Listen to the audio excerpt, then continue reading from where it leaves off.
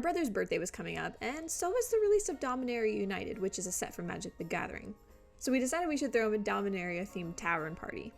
Okay, so we have quite the large family, so Noah started off by creating everyone a randomly generated character.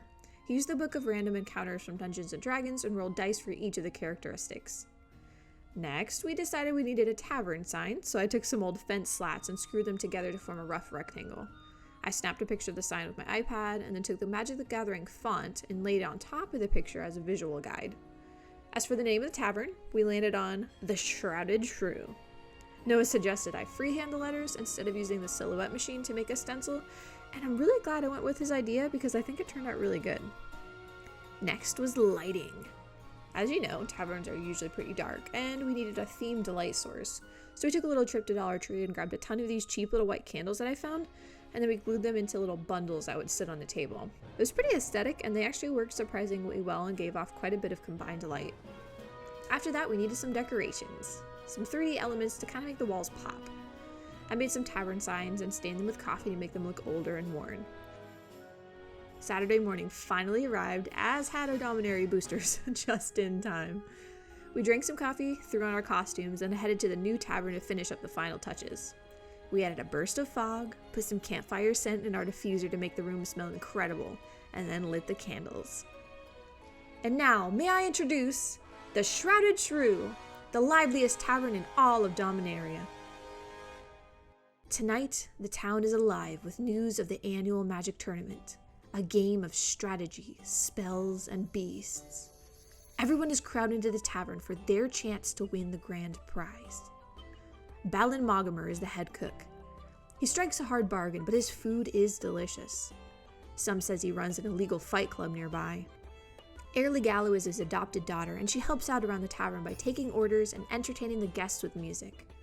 Sometimes the tavern will receive planeswalkers like Varric Poutine, a traveling bard who doesn't believe in violence, or Juan, a shadowy thief who seeks revenge on the town guard who killed her father. Oh, and I'm Brooke Aberich, the new gamekeeper in town. I moved here with my dog Beatrice, and I've been searching for someone to teach me how to fight. I've got my eye on the handsome town's blacksmith with the quiet voice, Farah. He's a unique character and always up for a game of chance. He's been trying to have the townsfolk sign a petition to legalize dancing though, which I find very strange. Lynn Volto is the tavern keeper.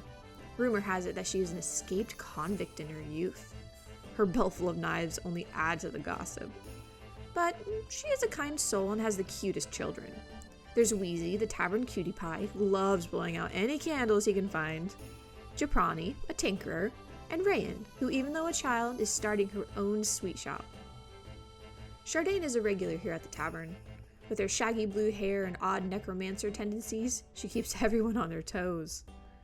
Val, a retired castle guard, is a jolly soul who you can always count on for a good story.